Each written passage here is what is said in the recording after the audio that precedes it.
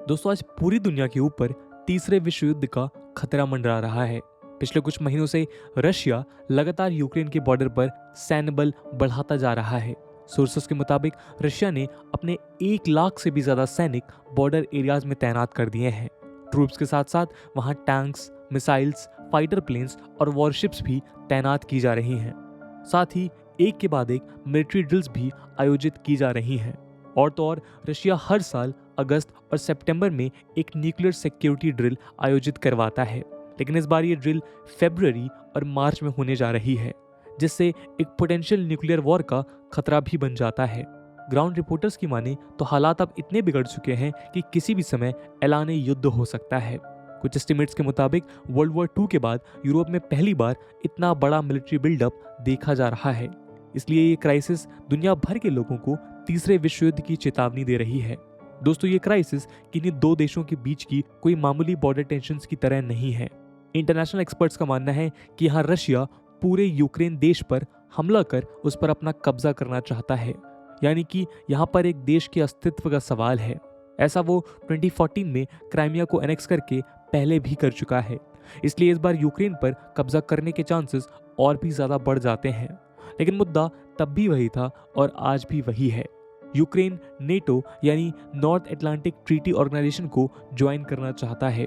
NATO United states और European देशों का एक सैन्य संगठन है जो कोल्ड वॉर के दौरान कम्युनिस्ट यूएसएसआर के इन्फ्लुएंस को टारगेट करने के लिए बनाया गया था।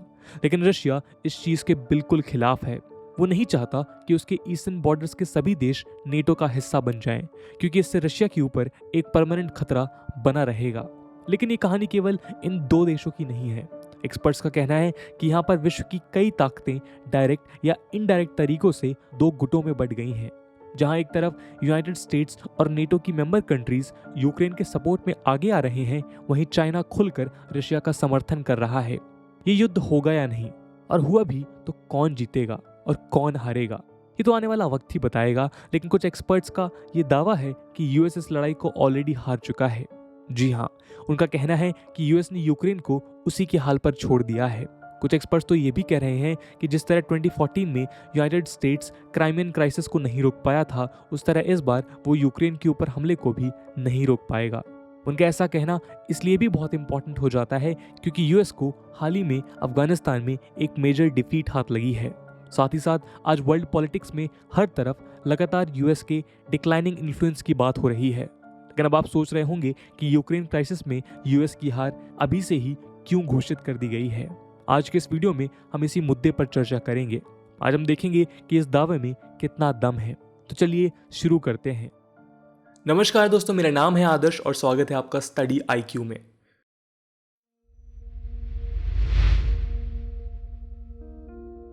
दोस्तों हाल ही में यूएस प्रेसिडेंट जो बाइडेन ने कुछ ऐसे स्टेटमेंट्स दिए जिसको बेस बनाकर कई स्कॉलर्स ने इस क्राइसिस में यूएस की हार को उजागर किया। और तो और ये स्टेटमेंट्स इतना बड़ा ब्लेंडर बन गई कि व्हाइट हाउस और नेटो ऑफिशियल्स को अगले कई दिनों तक प्रेसिडेंट बाइडेन के वर्ड्स को रिफ्रेम करके जस्टिफाई करना पड़ा। शुरुआत में तो प्रेसिडेंट बाइडेन ने इस क्राइसिस को लेकर काफी लंबे समय तक चुप्पी साध कर रखी, लेकिन जब बात हद से ज्यादा बढ़ गई और प्रेसिडेंट बाइडेन को अपनी चुप्पी तोड़नी पड़ी, तब उन्होंने कुछ ऐसा कहा जिसे यूक्रेन को सपोर्ट करने वाले हर व्यक्ति को एक निराशा हाथ लगी। कई एक्सपर्ट्स ने तो ये तक कह दिया कि इससे अच्छा अगर बाइडेन अपनी चुप्पी को बरकरार रखते तो ज्यादा बेहतर होता। असल में बाइडेन से पूछा गया कि क्या व्लादिमीर पुतिन यूक्रेन पर फिर से अटैक करेंगे, तो उन्होंने यूक्रेन बॉर्डर्स पर रशियन ट्रूप्स की बढ़ती संख्या पर चिंता जताते हुए ये कहा कि प्रेसिडेंट पुतिन कुछ ना कुछ जरूर करने वाले हैं। साथ ही उन्होंने ये भी कहा कि ये युद्ध होना निश्चित है। बाइडेन का इस तरह खुलेआम पुतिन के अटैक को प्रेडिक्ट करना ग्लोबल कम्युनिटी को एक नेगेटिव सिग्नल दे रहा है। स्कॉलर्स के मुताबिक इससे ये पता चलता है कि यूनाइटेड स्टेट्स आज यूक्रेन को उसी के हाल पर छोड़ना चाहता है। साथ ही प्रेसिडेंट बाइडेन का ये स्टेटमेंट प्रेसिडेंट पुतिन के इन्वेजन को एक तरह से कंसेंट देता दिखाई पड़ रहा है, यानी कि प्रेसिडेंट बाइडेन रशिया को रोकने के बजाय पब्लिकली अपनी वीकनेस को जस्टिफाई करते हुए दिखाई पड़ रहे हैं। कुछ एक्सपर्ट्स कहते हैं कि ऐसा लग रहा है कि मानो प्रेसिडेंट बाइडेन केवल अपने मोरल स्टैंडर्ड्स के दिखावे के लिए इस तरह की स्टेटमेंट्स दे रहे हैं, लेकिन असल में वो अब किसी फॉरेन क्राइसिस में ना पड़कर केवल डोमेस्टिक प्रॉब्लम्स पर ध्यान देना चाहते हैं। हालांकि प्रेसिडेंट बाइडेन ने यह भी चेतावनी दी है कि अगर रशिया यूक्रेन पर हमला करता है तो उसको एक डियर प्राइस पे करना होगा। उन्होंने रशिया के ऊपर इकोनॉमिक सैंक्शंस लगाने की बात कही है, पर उन्होंने इन सैंक्शंस को साफ शब्दों में एक्सप्लेन नहीं किया।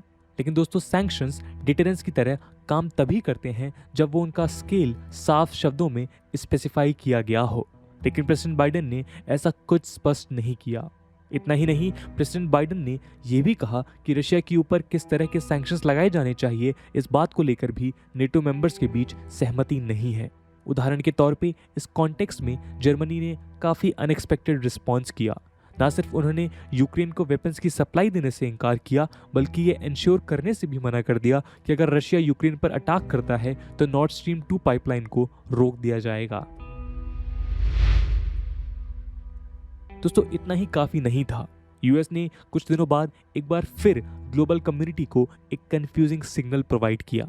असल में प्रेसिडेंट बाइडेन ने एक न्यूज़ कॉन्फ्रेंस में ये कहा कि अगर रशिया स्मॉल लेवल पर इन्वेड करता है तो यूएस और उसके नेटो अलाइज उस पर लिमिटेड सैंक्शंस ही इम्पोज करेंगे।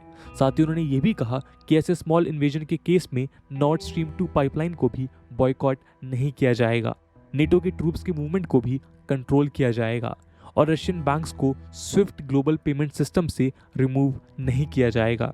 दोस्तों, स्विफ्ट यानी society for world wide interbank financial telecommunication, ये एक ई पेमेंट मैसेजिंग सिस्टम है जो 200 से भी ज्यादा देशों के बैंक्स और फाइनेंशियल इंस्टीट्यूशंस के द्वारा इस्तेमाल किया जाता है। लेकिन दोस्तों, इस तरह के प्रपोजल्स 1938 में हुए म्यूनिक एग्रीमेंट की याद दिलाते हैं, जब ब्रिटेन और फ्रांस ने हिटलर को अपीस करने के लिए उसको वेस्टर्न चेकोस्लोवाकिया पर कब्जा करने की परमिशन दे दी थी। लेकिन इसका नतीजा क्या हुआ, यह हम सब जानते हैं। जी हाँ, वर्ल्ड वॉर 2। आज भी कुछ ऐसा ही हो रहा है। आज भी वेस्टर्न पावर्स पीस मेंटेन करने के लिए रशिया को बाकी चीजों में कंसेशंस प्रोवाइड कर रही हैं। ऐसे नेगोशिएशंस न सिर्फ मोरल बेसिस पर गलत हैं, बल्कि ये यूक्रेन की सोवरेनिटी और इंटरनेशनल ऑर्डर की वैल्यूज के खिलाफ हैं। यूक्रेनियंस का कहना है कि रशिया के द्वारा किया गया कोई भी इन्वेजन उसके अस्तित्व पर ठेस पहुंचाएगा, फिर चाहे वो इन्वेजन स्मॉल हो या बिग। तो दोस्तों, आप देख सकते हैं कि इस तरह के नेगोशिएशंस यूनाइटेड स्टेट्स की वीकनेस को हाईलाइट कर रहे हैं। दोस्तों, जैसे जैसे रशिया बॉर्डर पर मिलिट्री बिल्डअप बढ़ रहा है, वैसे वैसे वॉर के चांसेस भी बढ़ते जा रहे हैं। इसी को ध्यान में रखते हुए यूएस गवर्नमेंट ने यूक्रेन की राजधानी कीव में मौजूद यूएस एम्बेसी के ऑफिशियल्स और उनकी फैमिलीज को जल्द से जल्द यूक्रेन से वापस आने के ऑर्डर्स दिए हैं। साथ ही उन्होंने बाकी गवर्नमेंट एम्प्लॉयज को भी वहां से निकलने की सलाह दी। इतना ही नहीं, उन्होंने यूक्रेन और उसके पड़ोसी देशों में रह रहे अपने सिटीजन्स को चौकन्ना करते हुए किसी भी तरह के प्रोटेस्ट में भाग लेने से मना कर दिया है। दोस्तों, यूएस के इस बिहेवियर से यूक्रेनियंस को बड़ा झटका लगा है। उनका कहना था कि यूएस हमेशा यूक्रेन के सपोर्ट में खड़े रहने की बात करता था, उनको रशियन से बचाने की बात करता था, उनके इंडिपेंडेंस और सोवरेन वैल्यू को प्रमोट करता था। लेकिन आज जब रशिया ने जरा सा एग्रेशन दिखाया तो यूएस उनको सबसे पहले छोड़कर जा रहा है। हालांकि यूएस पहले से ही ये कंक्लूड कर चुका है कि वॉर होना निश्चित है, लेकिन यूक्रेन इस बात को मानने के लिए बिल्कुल भी तैयार नहीं है। यूक्रेन की गवर्नमेंट और उनके लोग यूएस के इस एक्ट से बहुत नाराज हैं और ये चीज फिर एक बार यूएस की हार को दर्शाती है। तो दोस्तों, इन सभी फैक्टर्स को देखते हुए ये बात तो साफ हो जाती है कि कहीं ना कहीं यूएस का रिस्पॉन्स केवल यूक्रेन ही नहीं बल्कि पूरे विश्व की नज़रों में बहुत डिसअपॉइंटिंग रहा है। अफगानिस्तान से ट्रूप्स के वापसी के बाद यूक्रेन क्राइसिस प्रेसिडेंट बाइडेन की फॉरेन पॉलिसी का दूसरा सबसे बड़ा टेस्ट है। अफगानिस्तान में हुए ब्लंडर के बाद प्रेसिडेंट बाइडेन की रेटिंग्स पहले से ही बहुत गिर चुकी हैं। साथ ही में रशिया में उनको एक वीक प्रेसिडेंट का दर्जा दिया जाता है और रशियन एडमिनिस्ट्रेशन यूएस में इसको एक लीडरशिप क्राइसिस की तरह देखते हैं और इस चीज़ का फायदा उठाते हुए रशिया अपने एक्सपेंशन को बढ़ावा दे रहा है। एक सीनियर फॉरेन पॉलिसी एनालिस्ट का कहना है कि अफगानिस्तान का ब्लंडर पहले ही बाइडेन एडमिनिस्ट्रेशन की वीकनेस को दुनिया के सामने उजागर कर चुका है। अब अगर प्रेसिडेंट बाइडेन ने एग्रेशन के साथ रिस्पॉन्ड नहीं किया तो यूक्रेन पर अटैक निश्चित है और प्रेसिडेंट बाइडेन के इस तरह के रिस्पॉन्स के बाद ये व्यू पॉइंट और भी ज़्यादा स्ट्रांग हो जाता है। हालांकि यूएस ने हाल ही में यूक्रेन के वेस्टर्न बॉर्डर्स पर एडिशनल 3000 ट्रूप्स डिप्लॉय करने का फैसला लिया है।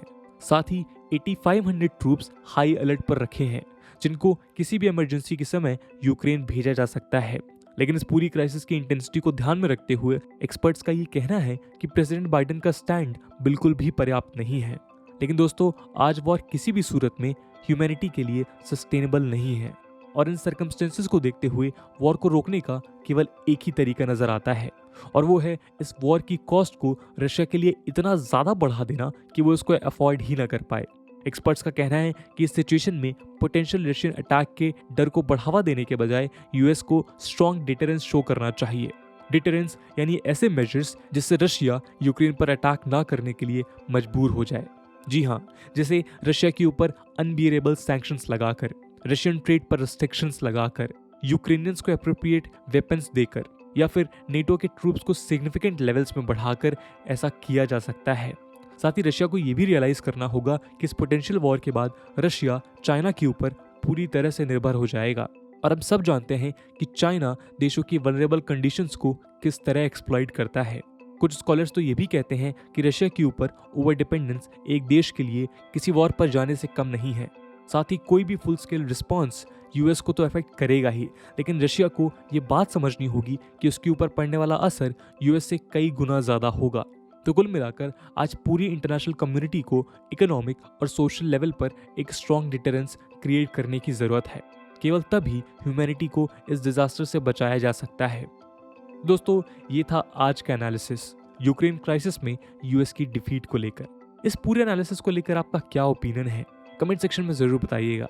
आज की वीडियो के लिए इतना ही। आई होप आपको वीडियो पसंद आई होगी, और अगर पसंद आई है तो अपने दोस्तों के साथ शेयर करना मत भूलिएगा। हम मिलते हैं अगले वीडियो में, तब तक के लिए जय हिंद, जय भारत।